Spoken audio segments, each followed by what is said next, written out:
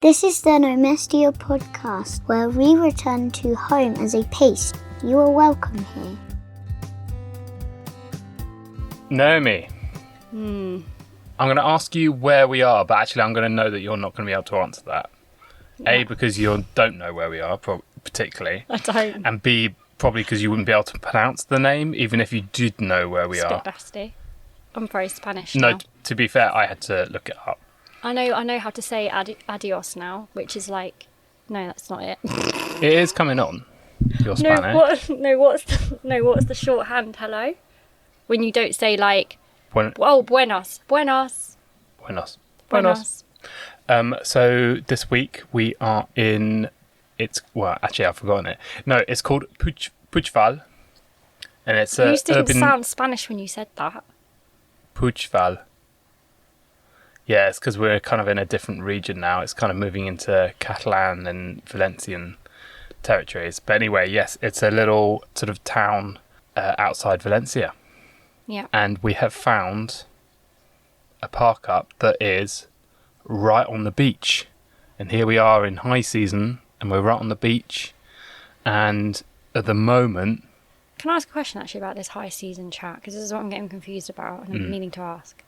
When it says high season on the park for night, for example, what do we class as high season? Because what I'm thinking is this isn't high season, is it? Because high season surely is when all the vans are here, and not all the vans are here. I'm talking like when all the French and the British and all of that are here for summer. Interesting. No, that's what I mean. No, I know. It is a it's not good busy now. Point, isn't it? It's not busy now.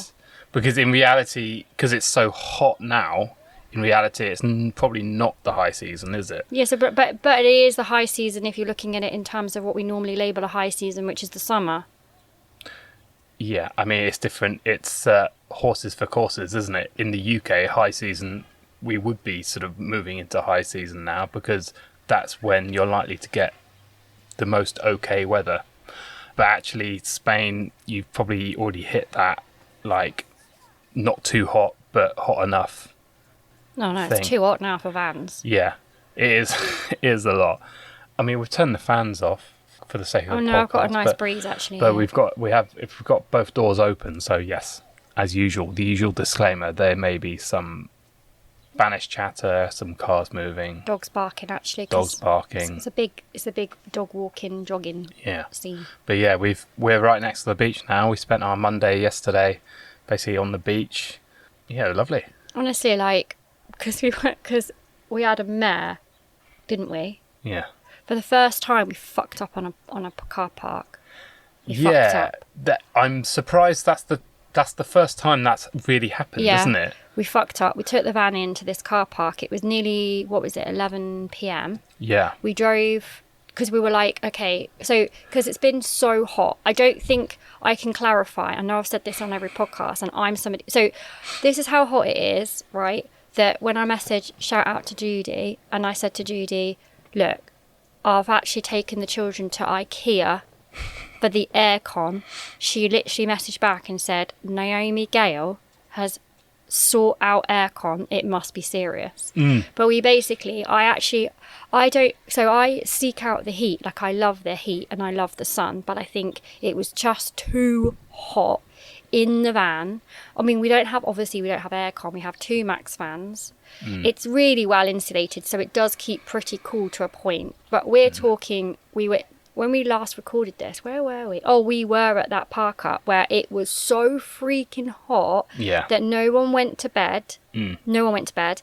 They had all their doors open at midnight. Yeah, I mean, it's just all the locals, and it's like, 11, 12 at night, and they're just still wandering around. It's like, well, I can't sleep in this, so I might as well just walk outside or sit outside. Yeah, it was that bad. Yeah. And then I asked this girl who was hanging out with the children, because the children were playing with these children, and then it kind of, I think after that podcast, because it was only on the Tuesday, or was it the Monday? But anyway, their relationship deepened, and they really had a group of friends with them. Don't think much happened in that village. Yeah. They were very sweet.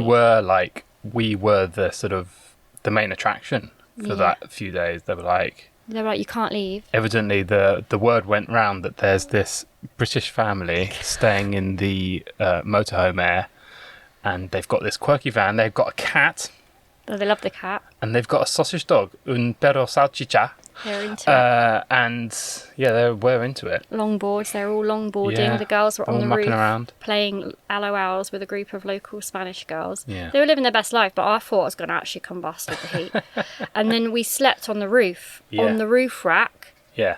And it was A, uncomfortable, even on a yoga mat. Yeah. B, bloody noisy because the Spanish don't sleep. Yeah. It was tractors. Yeah. I swear at one point, tell me if I'm wrong, but I thought someone was mowing or something in the middle of the night. I thought, well, if you've got a head torch, you might as well. Yeah, absolutely. Got nothing better I to ain't do. going to bed in this heat. Might as well do some mowing. So then we drove, didn't we? Yeah. Thinking, oh, let's find a cooler place. And it just wasn't, it was cooling down, but it still was really hot. So I'm so grateful to have found this place with the breeze. But what we did was we were like, let's go to IKEA, keep it cool because the children are getting overheating as well. And then we spent the whole day. We didn't really look at the time. We're like, oh, whatever. And then like the supermarkets were closing at 10. We were like, laissez faire. Then we drove towards Valencia. We're like, let's stay this side of Valencia. Let's not go anywhere near the other side. We'll park up. Got in this car park. We wedged the van.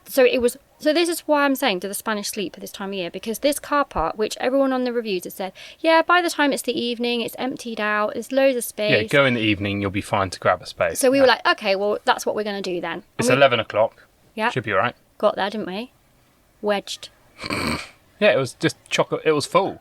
We just thought if we kept driving... Okay, I thought, because you didn't say anything and I didn't say anything, and then I just thought if we kept driving round the car park, it was going to take us, because it was by the beach and it was dark and I couldn't see it. I thought the beach was around the corner, so that's why I kept driving. Yeah. And then it was a dead end of a car park. So then imagine a 7.5 metre, 2.5 metre wide van wedged between what would be deemed in the UK as a wedged in car park, cars everywhere on the verges. A car is going to be struggling to get around there easily. Yeah, and we were like back, forward, back, Yeah, forward, it was one of those ones. It was like a 20-point turn, wasn't And it? you were like making me ride the clutch. Yeah. Yeah. With centimetres, and then you were like shouting because you thought I'd done something, and I was like, no, you don't understand. The weight of the van lurches it. I can only control it so much, and then it was up that little verge, and then it was rolling. Oh my fucking god! And then I was like panicking because we were kind of wedged between two cars, and I was like, oh my god, please let's not leave a ding on one of these cars. Oh my god, it was so stressful. But then when we got out, we were like, right, where can we go? And there's no way. This is the problem with coastal parking, which is why this is a blessing, because you cannot park your van, especially Spain or Portugal where they've clamped down on it very easily. But I think it's okay to a point, but finding it's harder than rural, and you don't find free airs easily. Anyway, we found this air in this town where we are, but the other side, didn't we? But then what happened was, in the middle of the fucking night, I'm driving the van, panicking that I'm not allowed to, through the middle of frickin' Valencia. Yeah. It was just too, I was shouting, going across those like massive fucking roundabouts with no lines. Like a big old boulevard going down there, yeah. Like, I mean, I'm sure Valencia is lovely, but I'm not going back. Yeah. I'll keep going now. Missed that. That was the thing, it was annoying, we missed it. Didn't we? Yeah. Anyway, so yeah, we arrived in this air. So, you know, they sort of have these airs, but then they provide water and they provide a place where you can empty your bits and pieces. But they do come with quite specific rules. I don't get them. Now, if you see anyone doing van life in Spain, a lot of people will have done content on... Have they? Oh yeah, I've seen a lot of it. A lot of content on... Is it Spain then? Yeah, I don't know whether Portugal as well, but Spain specifically. Not like if we're, going to go anywhere else. It's literally a Spain issue. I think so, yeah. Stop. The rules are quite specific on... So even in the airs, even though they're sort of motorhome airs, the rules are quite specific on what you're allowed to do. So you're only allowed to park in these airs, in inverted commas, as opposed to... I don't know. Camp. So you're only allowed to park as opposed to camping. And there's a whole plethora of rules that you can't do this, but you can do that. You can't do this, but you can do that. So, for example, you can't unfurl and have all your awning out and your tables out and that kind of thing. Like you're just sort of and sitting outside, like you're having a little, camping holiday. You can't do that. The car basically has to look like it's parked. So ridiculous when it's an air. Yeah. Anyway, It does seem odd, doesn't it? I don't get it. You know, you'd think in these sort of designated places that there would be, I don't know, that there would be, but it's like a specific ruling, you know, and it's quoted. Sometimes it's even quoted on Park for Night. Yeah, great, as long as you follow the bloody blah rule in Spain. Anyway, I'm very laissez-faire about those rules. I don't get my table out on that, but sometimes we do the odd thing that would I mean, be it's classed. hot. You can't. I mean, I'm looking at some of these other motorhomes where we are, and they're doing fantastically well at keeping to that. Yeah, They're but very this isn't much an air, though. parked. This is a car park. Yeah, but, you know, same rules apply, obviously. Yeah, but And it doesn't make any sense, though, does it? Well, no, I know. What's the difference, then? What do you mean? Well, between an air Yeah, and a I know. car. Just call it a car park. It's not an air, then, is it? Exactly. But then they're saying it's only for camper vans. But then why are you allowing camper vans? You still have some tents on there. I don't get it. Anyway, we came here, and because we've been in sort of quite rural Spanish areas as well, we've not been able to get hold of a laundrette. What a for joke. Ages. A month. The last time we washed was in Tarifa. What, you wash your body or your clothes? The last time we did laundry was in Tarifa. Or I mean, maybe around that time. So, yeah, we had like 4 weeks of washing. It was disgraceful. And we were down. I was literally down to like my emergency pants, all of that kind of thing. And it's, you know, it wasn't pretty. Yes, we were like, oh, where we're going now, they've got a laundrette that isn't, you know, too far from the thing. So we have to do it. It was a Sunday. We were like, we wanted to have like a bit of a rest day, but we were like, oh no, we absolutely have to do some laundry. The universe worked out for us anyway. It was like, Yeah. you're going to get yourself wedged because you need a laundrette. Yeah, exactly, because there wasn't a laundrette near where we were before. We were literally saying, we were like, oh, we're going to have to do it by hand because we were desperate. Yeah. So yeah, we went to this laundrette. Such a nice little laundrette. Top class. Amazing. Shout out to like that. clean, 24 kilo efficient, drum. not a disaster in terms of price. Like really, really good. Loved it. I mean, maybe we should do like laundrette reviews. I don't know. Anyway, so then yeah, we bought this like massive pile of washing. Had to dry it, obviously. Well, no. It's not obvious because a lot of people be listening here going like, what a pair of idiots, just put it in the dryer. But look, I don't dry my clothes. 2 reasons. Planet, right? It's all heating up. I've heard there's heat waves in the UK. Number 2, yeah, I don't like my clothing shrinking. And it definitely does not come out the same. Yeah. I don't care what people tell me. Someone said to me that it was like a dehumidifier now. No, I still think it shrinks my clothes. Yeah. So don't like doing it. Yeah. And like sun-dried clothes are much... I Also, don't know, it it feels bleaches- like... I don't like the crackliness of the... No, I Not don't. into that. But also it bleaches them. I love it. I love to leave out a white t-shirt to bleach it, especially the Yes, children it is good for that. Like Xanthe, for her birthday, chose the cream t-shirt. Yeah. It's like any colour? No, we're going to go van life cream. And then proceeded to spill some chocolate down it or something. Yeah, she did, yeah. So then we had this massive bag of clothes that we then had to dry.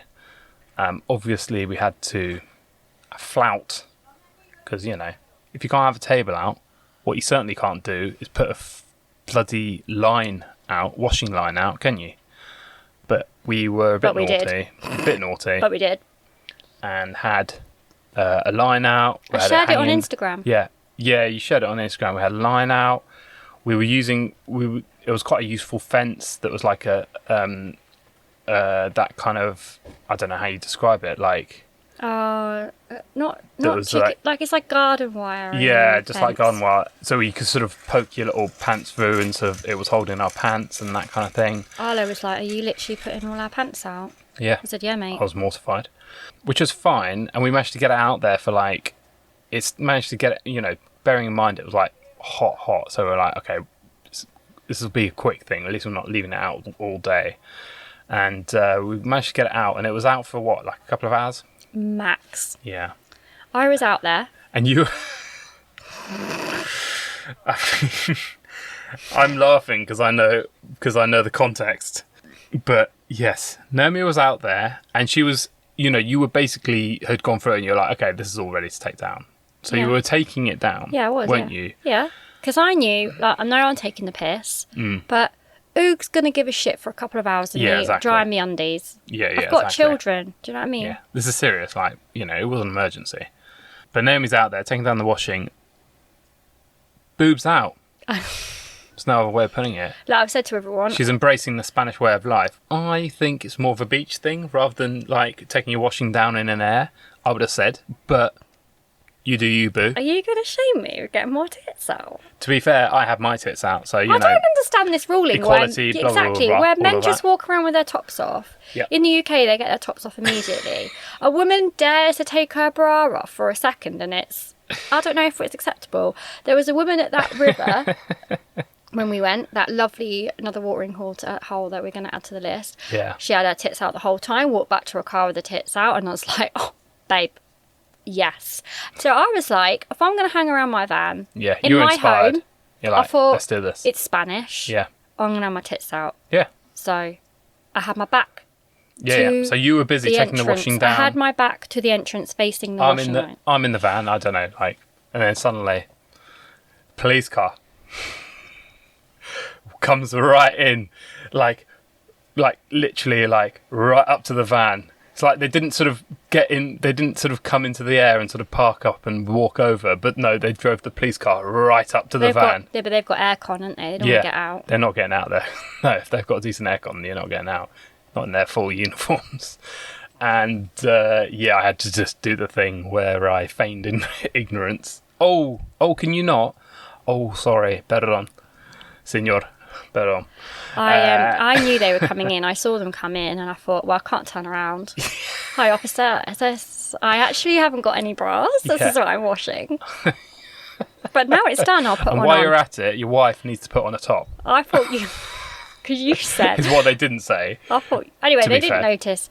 I'm sure they didn't notice my tits. Anyway, that was like, you know, one run-in we've had with the police. To be fair, you know, because you do hear stories of a lot of people who've have run-ins And with the fines, police, and fines fines. in Morocco for speeding and that kind of thing. Yeah, but and fine. Like you said, they could have fined us. Oh yeah, technically they could have fined us. Yeah. At that point, yeah, that which would have been, I mean, It would have been amazing. would have tested my mettle, would have tested my resolve if they had literally gone to give me a fine.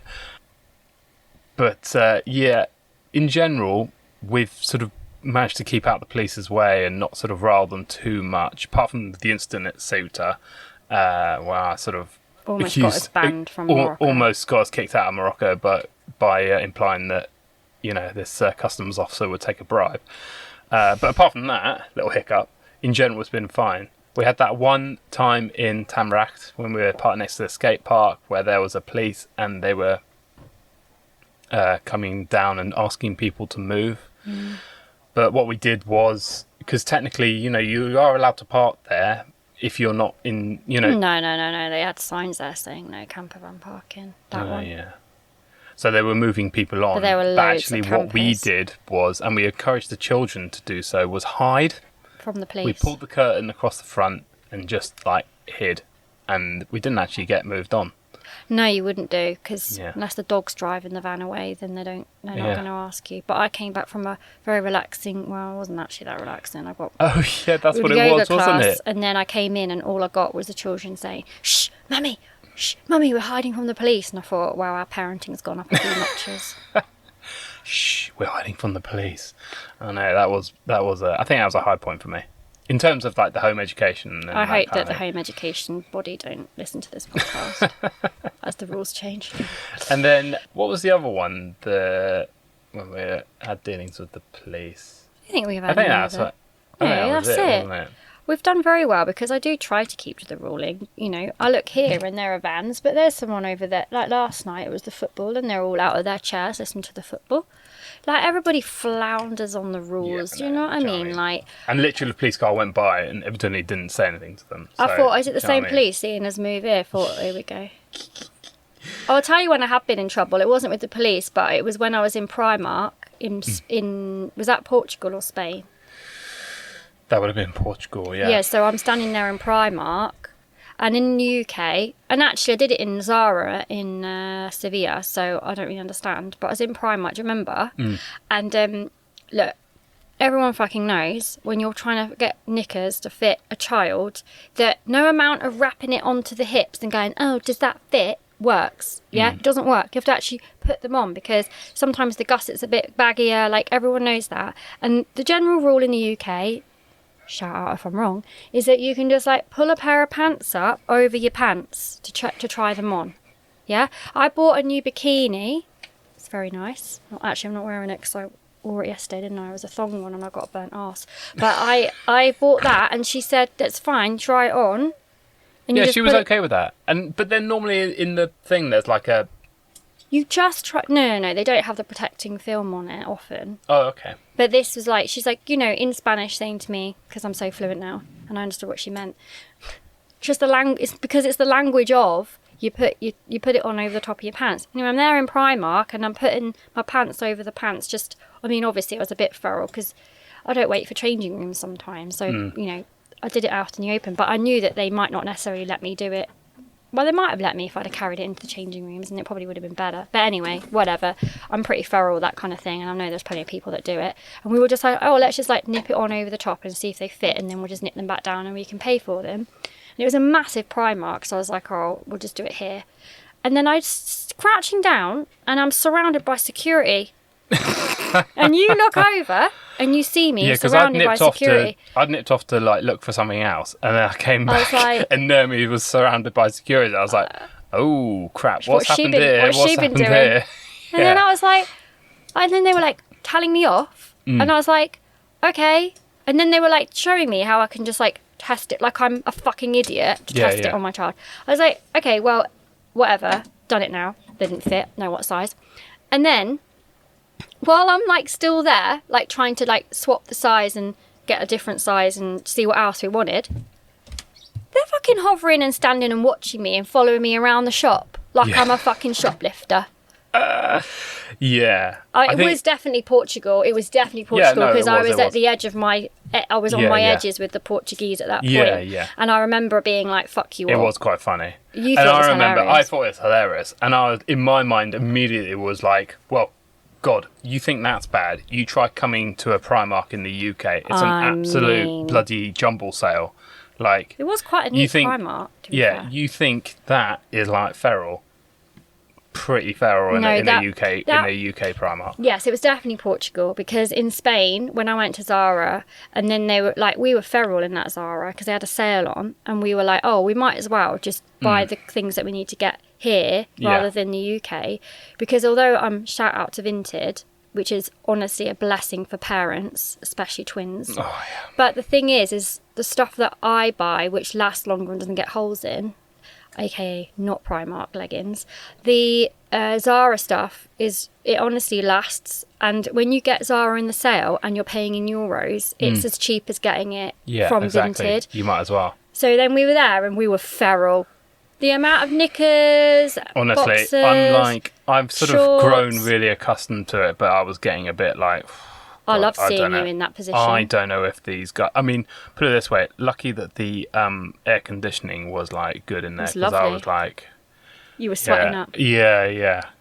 Anyway. You think your life's bad now, but wait till, they're going to say when they're, like, 15, take me shopping, Dad. What are you going to do then? Yeah, and then they're going to be feral, like, individually. It's going to be, like, several Naomis, like, running around a shop being feral. They had a lovely time. Yeah, there's nothing they like better. It kind of brings me on to, actually, it was because you mentioned it earlier and I was going to say, like, we went to quite a nice little interlude when it was hot, was when we went to IKEA. Yeah. Like, it was quite a nice, because normally when we used to go to IKEA, it was like a bit of a sort of, it was like a major thing. It was like, we're going to IKEA, like, Well, I tell you why that was. Everyone knows that the IKEA options are minimal in the southeast. The main one, no one's driving on that Croydon road. Yeah, you're avoiding it if possible. And then when you come out, you're guaranteed to take the wrong frickin' turn. Yeah, it's one of those tricky ones, isn't it? And then you totally fuck yourself on that journey back. So then, so we... Pearly Way. That's what it's called. Yeah, Pearly Way. So then we were sort of coming through, we knew we were coming into the Valencia region, like area, and we had to get supplies anyway, like shopping and that kind of thing. And we spotted where we were like looking to do that there was an IKEA. So we were like, ooh, IKEA. Basically, it might as well be a theme park. Oh, they love it.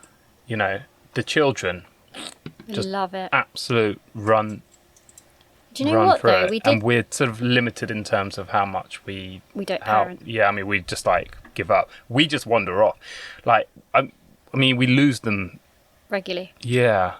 The thing is I think that my parenting turns Dutch. Then I'm into the Dutch way. Just let them be. Yeah.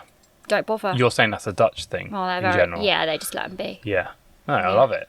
I love it.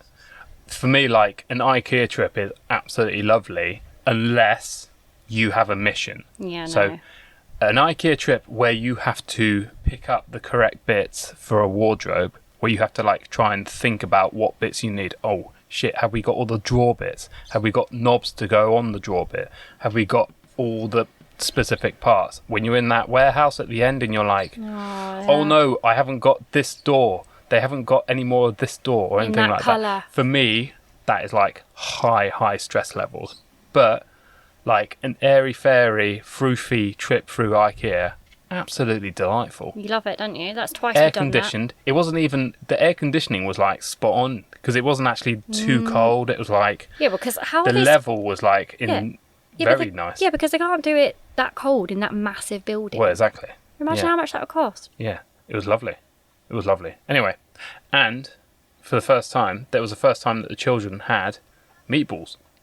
Wasn't it?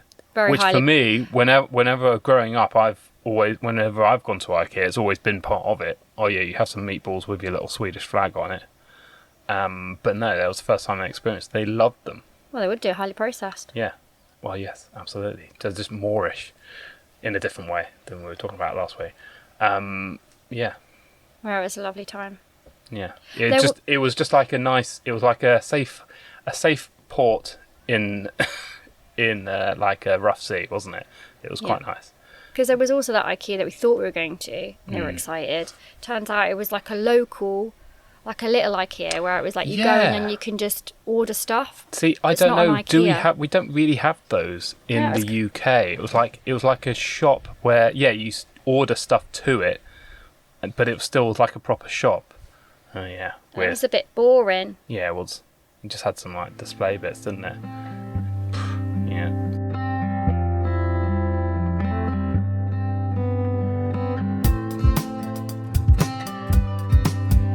If you like listening to Nomestia, please subscribe and leave a review. It helps more people to find us.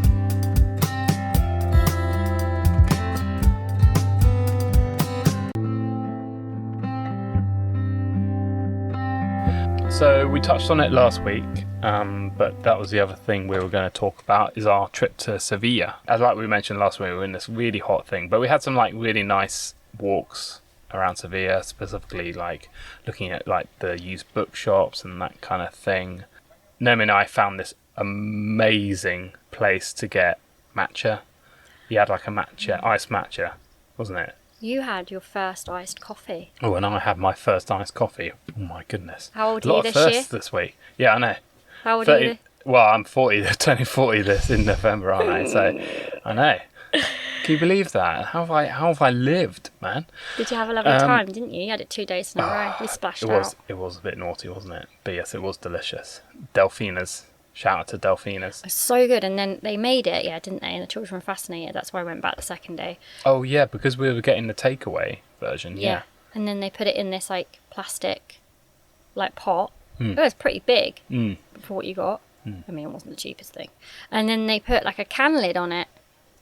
Yeah, they literally had a little machine that did a can lid on it, which was absolutely fascinating. I know. Arlo watched it, was like, what? And then he was like, happened? But then he was like, can we keep it? And I was like, no, mate, it's full of like the ends of my matcha milky latte. I'm not carrying that around, Sevilla, for you to wash out when we get back. Yeah. But it was really cool. Really cool. The one other thing that we did I say we were desperate to sort for Xanthe. So obviously Xanthe had a bit of a tough time of it, so we wanted to do something for Xanthe, and Naomi found a really nice flamenco school because it was something that Xanthe was like, vaguely interested in, and we managed to get her a lesson, like a beginner's lesson, for €28, which is not bad. Yeah, and that was, so if it was €28 for per person, but if you were the adult and you had an under 7-year-old, then they would charge you €28 and the child would come for free, which is really sweet. It's only aimed at tourists. It's not like a general class. It's not a class for locals. It's a tourist thing. But you took Xanthe and you got really lucky, basically, because obviously it was a class. It wasn't like a private lesson. It was a class. You said that there was meant to be like a hen party. Yeah. Of 10. Of 10, like, doing it. But actually, they didn't turn up. They messaged late into the 10 minutes in and were like, sorry, we're not coming. It's probably got pissed. Yeah, do you think it was the same issue, like I said about my brother's stag party, where we were meant to go on a boat trip, but actually the stag got, basically passed out, so it was cancelled in the end? Do you reckon it was that kind of thing? It's like, come on, Sarah, we're meant to be doing a bloody flamenco. No, wake up. Oh, can someone get her a coffee or something? Don't think you can carry an unconscious person to a flamenco class or on a boat. So, yeah. Oh, I'm really annoyed now because I really wanted to do flamenco, but she's gone and got too pissed. Well, they would have all paid for that as well. Yeah, well, quite. Anyway, and then the woman that was doing it with her was an amazing, New York woman who was just fabulous. And she, her mate was sick. Yeah. So it was only Xanthe and her. Amazing. Which was so good. Yeah. And Xanthe said to me, I would have been too scared if there was a big group. So actually it was really good. I didn't think they could fit that many in that room. Yeah. And then the other thing was that the woman doing it was young. So she was 20 or 21. Yeah. And she had come to Sevilla herself when she was 14, been to this exact school because it's owned by an older woman, a crone. Yeah. And had learnt this, did this lesson, was obsessed, and then continued online back home. Yeah. Where did I say she was from? Not Romania. Or did I say Romania? No, I said Bosnia. Yeah. And then had continued online learning, and then basically when she turned this age, she came back over to Sevilla and now teaches in this same school. Yeah, so lovely, isn't it? So nice. And she was amazing. And so good at teaching. And flamenco is a really beautiful art, actually. And I really find that we are missing out, actually, on the flamenco aspect of life. I think more flamenco is needed. I'm really into it in terms of, I feel it's a safe way for women to get out their aggression. Here we go. The man's piping. It is very... It is quite aggressive, isn't it? Aggressive. It is aggressive. The way they bang their feet and they swoosh their little scarves around. You think that's aggressive? Evidently, I'm sheltered. I mean, not aggressive as opposed to a war. No, sure. Jesus Christ! You're such a man. Yeah. There is. It's guilty. I love the drama. Yeah, you love. Well, okay. The drama of it is pretty cool, isn't it? And the shoes were pretty cool. So she hired the little shoes. Yeah. Very Dorothy, because they were red. And then she wanted a dress. So obviously we found, and I was like, I don't have to buy a dress. I know she's going to wear it's full of polyester. But then we found one for €8, mate. Yeah, that was good. And I was like, okay, a little dress. You can have a little dress. Because you can hire the dress and you can hire the shoes, but the dress, there was that cost. The dress was an extra €5 and the shoes were an extra €5. You can't really do flamenco without the shoes, let's be honest. So she had the shoes and bought a little dress and then she could use it after. And she was really, really good. She was genuinely good. You got a video at the end and I was watching it, I was tearing up because she was just it was lovely. Was really good. And she wanted to do it because she kept asking to do it. So I was kind of listening for her whether she wanted to do it and whether she didn't. But she did keep repeating that she wanted to do it, which is why I don't commit to these kind of things very often.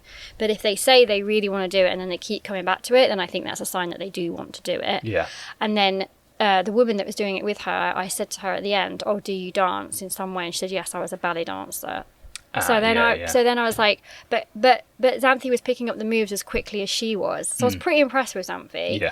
So then I took the details and was like, maybe if Xanthe wants to carry on online. But then she hasn't asked about it since. So then we were talking about this is what we've been talking about, is like prodigy child versus the pushy parent versus what does that look like? Because at the moment we've got our 3 children, and like Arlo's 10 this week, and none of them have none of them have focused in on something like learning the guitar, piano. None of them are doing street dance. None of them are, I don't know, playing football or whatever it is that people do. And then we were talking about this at length, like, what does it mean? How does it work that a child develops from, I'm going to do this as a hobby, to I'm taking this seriously and crafting the art? Yeah, I mean, my hypothesis was, and you don't agree, is that there's always a certain degree of pushy parentness. Yeah. I think there's always, in my mind, a child is never as like committed to something to that extent. But you don't agree with me on that. I don't agree, because I'm sure that I've worked with children who are absolutely hell-bent on something, and it's come directly from them, and it continues to come from them. This is the thing. You're an ex-teacher, so like you would have seen it firsthand more. And And then like in a parent consultation, the parent will be saying, "Well, it's not me. I'm not." They just keep wanting to refine it, do it, continue with it, whatever it is, whatever this thing is. And I just wonder whether that is more the reality for something that comes more naturally. But that's what we're not taking into account. It's not what we're speaking to. We're speaking to, with our children, if one of them really wants to do something, then we listen and we do it. But neither of us have basically, i.e. like the flamenco, been like, let's keep going, Xanthe, now we've done it, here's your next class. Yes. And now, we're going to buy you the shoes. Yeah. So let's crack on with it. Yeah. Yeah, but she, even... If that's what you like. Yeah. Yeah. Yeah, because she obviously loved it, but then she hasn't asked to do the class. Yeah. It has to, for us, obviously, it has to come from them. Yeah. They have to show the passion for it. But then we were talking about, but then are we not supporting them in a way that needs to be supported in order for something to flourish? Is there a lack of encouragement? Yeah. Yeah, it's that kind of thing, isn't it? That I suspect a lot of parents sit with. Yeah. It's like, they quite like that, but then they're not passionate about it. Should I encourage it? Or, yeah. Because I've seen so many... The thing that I'm quite anti is the running around that parents do. When it becomes like... When it's a sort of becomes part of everyone in the family's life, essentially, and everyone in the family has to sort of revolve around this specific activity because they have to be somewhere, it's like a cricket match, and so that takes up the whole of a Saturday, or that kind of thing. Unless it's coming directly from the child, unless that's something that they want to do, sure, then okay, it revolves around that because that child has so much joy in it. But what I hear is, this is what I hear and this is what I witness, right? It's the parents that are like, my child does swimming on a Monday, dance on a Tuesday, Spanish on a Wednesday, and they're like, and then on football on a Saturday, and they're like running around like a blue-ass fly. And then sometimes the children will push back and say, I can't be asked this week, and then they'll say, I've already paid for it. So, like we sort of speak to quite a lot, the dysregulation from having to be at school at a certain time and that kind of thing is bad enough. It's like, why would you add to that? I don't get it. Yeah. But then at the same time, this is then what I sit with. It's like, but my children don't do many extracurricular activities to harness any skills, but then... We're not encouraging them to do anything. Maybe I'm just a lazy parent. Yeah, I don't know. But I'm not. No, it's because for example, we talked about this as a good example. I took the girls to a dance class in Margate. Yeah. And I've tried them other things. Scouts, that was a good one. I loved Scouts. And then something went really weird. Yeah, and then it's sort of stopped. I don't know what happened anyway. We didn't get into the politics. But like, I loved that kind of thing. I was like, okay, let's try this. Let's go to this. We went to art club at Turner Gallery and that kind of thing, which is free. Shout out to that if ever you're in or there and they still run it. She's amazing. and undervalued for sure. So then then that dance class turned into, well, now we're doing a performance. I was like, okay. Oh yeah, and then suddenly after one of the sessions, they come home with a massive load of paper. You're gonna have to buy an outfit. The rehearsals are amping up, so we're going like two sessions a week or something like that. And it would be more. Buy a ticket to the actual performance, which is like a ridiculous amount of money. And you're like, and we were like, whoa. I just thought they were going to do a little bit of fanning around to some songs. Yeah. I couldn't even get Paloma out of the corner.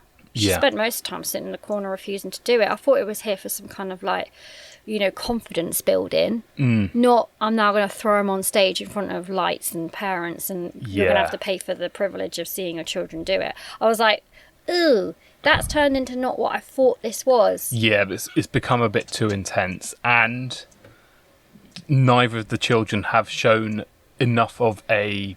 They just weren't into it as much. Yeah, they haven't shown enough of a passion towards it. So it was like, and even when we said, oh, we're not going to do the dance, neither of them were like, what? Dance is my life. How can you take this away from me? Like, neither of them were like that. It was like, all right, whatever. That's a shame. Never mind. Whatever. But then when we were having this conversation, and then we were at this water spot, and then there was this family, and she was Romanian. And then she offered, because Paloma had lost the plot because you didn't bring enough bread. Yeah, apparently, as usual, I didn't bring enough food. Yeah.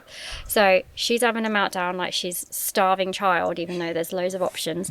And then this lovely Romanian woman, which is always what happens with the lovely Romanians that we've met. It's a very general stereotype, but of the 3 Romanian people we've met... Three. 3 Romanian ladies we've met, all 3 of them have...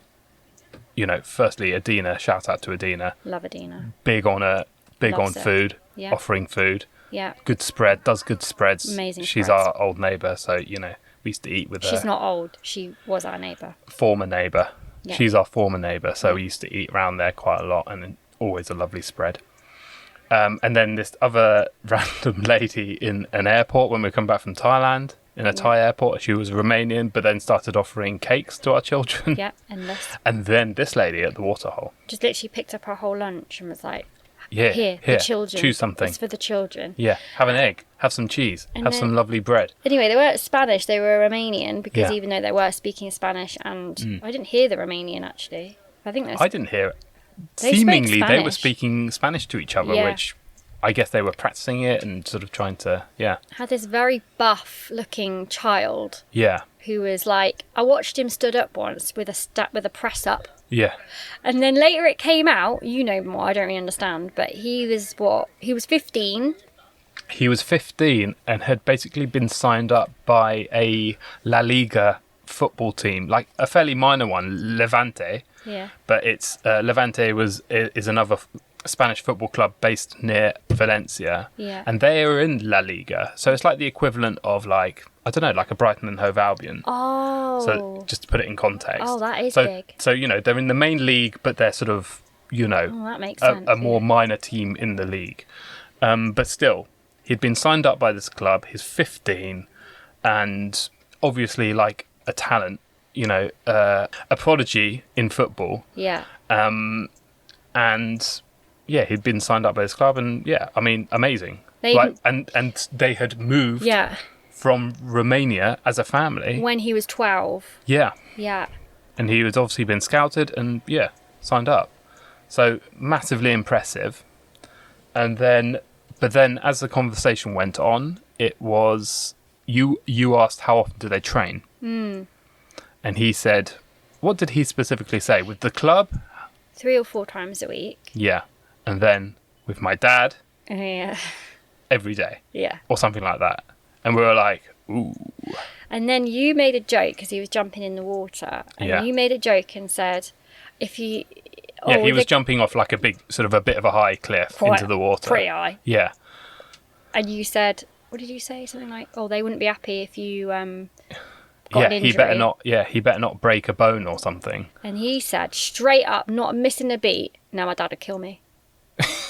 And I was like, fuck. Fucking hell. And straight away we got sort of, because we watched the old, the David Beckham documentary on Netflix when it came out. Yeah. And it was talking about his dad and how his dad was like, you know, pushing him a lot. Evidently, David Beckham, you know, he was passionate for the game, but also there was a lot of that as well. And those twins that play tennis. Sisters. Yes, I watched that film. Kim Richard talking about, I'm glad that you brought that up. That's also a fascinating example. Talking about Serena and Venus Williams and their dad, Richard, who sort of, I mean, if you watch the film with Will Smith, it's tricky. Like, it's sort of... I think Will Smith's cancelled. It's a hard... Well, I don't know. Is he cancelled? I don't know. I think he is. Because he slapped that guy at the Oscars, didn't he? Yeah, he did. But then that was quite a long time ago, so he might have sort of grown back into society. Yeah. But yeah, so fascinating. I mean, it's interesting because he won the Oscar for that film at that Oscars. Oh, yeah. But then, and that I think it was his first Oscar, but then he slapped bloody Chris Rock on stage. So it's like, what's going to make the headline? But yeah, again, sorry. That is a fascinating story. I definitely recommend that film if you're sort of interested in that. I watched it on the plane back from Thailand. Yeah, fascinating and very sort of, you know, in some ways quite a hard watch to see a pushy parent in that regard. Yeah. But obviously, yes. I think it's partly my own thing because I have a lot of negativity towards that as well because, as you know, I was a runner. And then I did Harriers for a bit. So I was like, within the area, I competed quite... So it started off with like, I just wanted to run. And then I started competing. And then one day I was at the Harriers and they said to me, do you want to try the hurdles?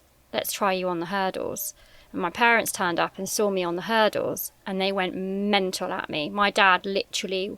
I mean, obviously I've written a little bit about it in the book that's coming out the end of this year, but he just went mental at me for even trying the hurdles. Like, we don't bring you here to do that. We're not spending our money on, because it's expensive. Harriers was expensive, and you know, I was at a low income family at that point.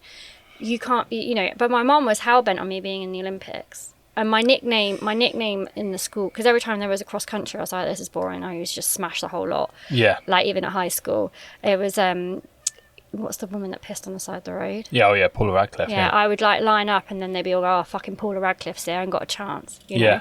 So because we had like a biannual cross country at high school. Yeah. And I was really good, but I didn't give a shit enough. So basically, after like this, just like the pushing wasn't good. I didn't like it. I fucking hated it. And my mum was like, she's going to the Olympics. Interesting. So that is interesting. So you're saying your mum was kind of pushing it a bit, but you just weren't like, running is not my passion, I'm afraid. I was just like, I mean, I'm good at it, but like, it's a fucking bore just going round and round and round the track.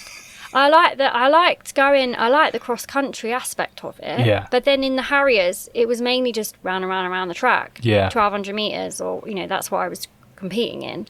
And then when we moved house, we moved from the Harriers, and on the same area of this school, there was the track where I started back, the track. But they were all shit. Yeah. Right? Like, they weren't going to push me, I could tell.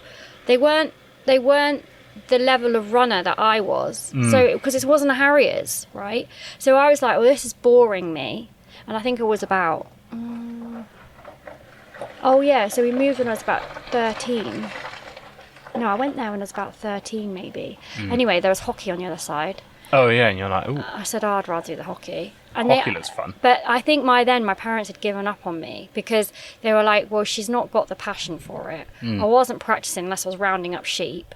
And then I just did the hockey. I'd rather smash the ball in than I would run. That's what I was going to say. Like, you were like, ooh, I quite fancy smashing the shit out of that ball. Yeah. And all I did was I wasn't good at hockey, but I was great running around the pitch. In our early days of our relationship, I remember I came and watched you in a couple of games. Yeah, I see. I committed to that, but I wasn't good at it. I wasn't like, they tried to put me in goal once, which is a joke. Have you ever seen a hockey player in goal? I'm not that. Yeah, no. Don't put me in goal. No, mate. But I just, there's probably a bit of history there for me. And I've been at the receiving end of the pushing, and it's not cool. That's interesting, yeah. It's not cool. It's not nice. Because I'd forgotten that part about that it was your mother who was, Yeah, that is fascinating. she was convinced I was going to be so at the no Olympics. wonder it was bringing stuff up for you. Goodness. Oh, wow. Bit of therapy. What do you think? Do you reckon we've covered that now? Oh, I'm done, yeah. Smash Yeah, I that. think we've done. Do we have time for that? Quickie. Or we... Quickie. Pests. Yeah, well. And not in the form of the police. So, when was it? It was when we were still in Morocco, wasn't it? It was in Imswan, first experience of this, when we left Imswan. Yeah. And it was like that sort of thing where... yeah, but who... It was where you see the odd ant And you think, oh, there's an ant. in your kitchen. You're like, and oh, you're there's like, an ant. oh, there's a bloody ant there. Oh, never mind. Squish it. Get rid of it. And then, yeah. And then we did the thing where we opened a cupboard and there was, well, a lot of ants. Well, before that, before Imswan, I was supposed to be doing the girls' birthday prep, and Anna and I spent a good 2 hours cleaning out these tiny little bugs that had got in from the tea that I bought from a souk. Got in your tea. And then, because we kept finding them around the van, and we were like, what are these little bugs that were all over the van? We couldn't work it out, and then they were in all my teas. I had to chuck out all my teas, all my herbals, and then they were all in the cupboard. They were bloody everywhere. They apparently didn't like certain things like chocolate, bless. So I'd already done that like 2-3 weeks before, and then they were like, the ants' numbers were probably like, I don't know, around 100 or something. Ants in the cupboard. Not like, yes, startling, but like not a disaster. Anyway, they're called worker ants, but they're like these tiny little ones, aren't they? And they come out at night. Yeah, when that's it's the thing. cooler. But that's because that's immediately was the first thing. I was like, God, why haven't we seen these? Like, why haven't we? That's weird. Like, there's a load of ants there. Like, why haven't we seen them? But yes. Late at night, we were there fanning around. They were all over around the bin. They were like all over around the dog bowl, because apparently to search for water sources, which I've now learnt. They were running along the kitchen. They were running along down in the cupboards. They were in the food. And then eventually they decided to digress and go in the toilet area. There's nothing in there for them, so I don't know why they were doing that. So we were constantly dealing with these ants, and then we bought the traps we tried to deal with them like killing them as we saw them. Yeah. Because I'm not really into like, anything chemically. So I was like, right, let's just try and do it that way. Anyway, the fuckers were not dying. So when we came to Spain, we bought the traps. Yeah. So we put the traps in all the corners and where we thought they were. The idea of the traps is that the ants are attracted to it, but then they walk through it and sort of get the poison on them, and then they take it back to the nest or the queen or the other ants. Yeah, but then this is what we were trying to work out, because like, do we have a queen? Probably not. No. Right. So then we were like, where are they taking it back? But they're definitely in somewhere. So we worked out they're going in the back of the cupboard and in the insulation. But where have they come from? Yeah. Where is there a nest? I don't know. Anyway, we've been dealing with these ants, haven't we? Yeah. For ages. And we keep thinking, oh, it seems to be okay. And the poison seems to be working because they're slowing down. Yeah. And then what did it the other day was you turned off the fridge because you were like worried that the fridge was overheating a bit, or that it was like using it. And so obviously a bit of water melted out, a bit of ice melted out of the fridge and sort of maybe created a bit of a puddle underneath. Yeah. Like we've just said, like they go to a water source, and then you looked and you were like, ah! Like next time I hear it, you and Paloma are like screaming because there's all around the fridge area. There were, I don't know, then maybe 1,000 ants. I'm not even joking. It was like you missed a bit more intense, yeah. You missed it because you were outside the van, but we were basically parked up because we were going to a decathlon for a goggle purchase. And then they were like honestly, it probably was about 1,000 ants, and they were all by the fridge, near the dog food, like just... And because I don't really like ants, it's the one thing I can't really deal with. They're just unpredictable bastards. Yeah. And it was like, and Paloma, I started screaming, which of course like Paloma screaming. I was like, ah! And I don't scream, do I? No. I'm not scared of much. In general, no. And they were fucking everywhere. Anyway, Paloma, bless her. Yeah. This is what we're talking about, leaving the children feral. Yeah. They're in what would be called, I don't know, like a home-based B&Q version. Yeah. Oh, yes. Yes. Anyway, A Leroy Marlin. Yeah, shout out to a Leroy. Yeah, essentially like a home base or whatever, B&Q. Yeah. Again, my children love that, especially at Christmas with those moving toys. Amazing, they love all that. Yes. So then they were lost. What would be defined as lost? Yeah, as usual. So like I said about like we were saying about IKEA, we will just walk off and not sort of be like, come on guys, come on, follow us. Well, I will say, like, we're moving, I'll tell them, but then they either come with me or they carry on switching the lights on and off, so whatever, I don't care. But then this Spanish woman was like, I think your daughter's looking for you and looks sad. I was like, she's not. Anyway, meanwhile, one of them comes and goes, this is Xanthe, sorry, where were you? And I was like, Xanthe, I'm not being funny, babe, but like, I told you I was moving as per usual. You know I've not left the shop. This is the rule. And then she's like, well, I was actually in the light section, putting all the lights on and off. I was like, oh, sure. Good. I've got time to wait for that. Yeah. And then the next thing you know, Paloma toddles off. She's clutching an ant spray. Yeah. She's like, Mummy, I found the ant spray. Not even jokes. She went, it's $9.99. Yeah, she knew. She was like, because she knew exactly what you would say. Yeah. She's like, I've got this ant spray. She knew that you would be like, oh, okay, that's great. How much? So she's like, right, I'm clocking the price. Yeah, like, oh my God. This is amazing. Training. That's a prodigy right there. Yeah, so I said to her, I said, babe, where did you get that from? Because it's close to what I'm looking for. She's like, I'll show you. Amazing. So we went and found it. Wouldn't have found it without her. In the herb, the section of the gardening. Yeah. So, anti-poison. Now I've got all the fucking powders and all the shit. We're sort of on it now. I put it all. It's like we've gone nuclear. Yeah, put it under the fridge. Yeah. And because I thought there's no way I'm getting rid of them with it. Yeah, but we've worked out that they're getting in the van, so apparently they can climb up the wheel, sniff it out, and they're coming in through under the van. Yeah. Well, we can't stop that. Yeah. So what I thought was, oh look, we're getting rid of this colony or getting rid of this nest or getting rid of these ones, because they obviously keep hiding and coming back out.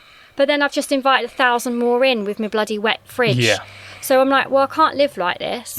And we're having to keep all the food separate that's open and like hanging all it up. It's like a freaking nightmare. So obviously this is what's going to happen. But anyway, got that powder, put it under the fridge. Not one little fucker reappeared. Yeah. It did the trick, didn't it? Yeah. Anyway, there was some. Sometimes you do have to just. I know. There were some this morning in that top cupboard. So again, they're probably crawling in from out here somewhere. But we can't stop it. Apparently, their sense of smell is insane. Yeah, we've kind of like just accepted that we might have to just sort of cohabit with the ants. As long as they're not in my bed, I don't. Yeah. I don't mind. Anyway, that's a van life that I want a cereal on. Yeah. I know, you don't see that on Instagram. Yeah. That's us for this week, I reckon. Have you got any ideas for next week's podcast? No, it'll come to me during meditation, I'm sure. Yeah. We'll come up with something nice. I've got my list of what we're doing today with Xanthe. She's drawn Arlo kite. Mummy, she's drawn a pair of boobs with the sun. Oh, yeah. We've got Daddy, not spelled correctly, the podcast, which you've smashed. Yeah, done, sorted. And Paloma, she's in the sea with the sun out. Drawn. Love it. That's our day. Amazing. Until next week. Thank you so much, as ever. Really appreciate it. Thank you. No mess here.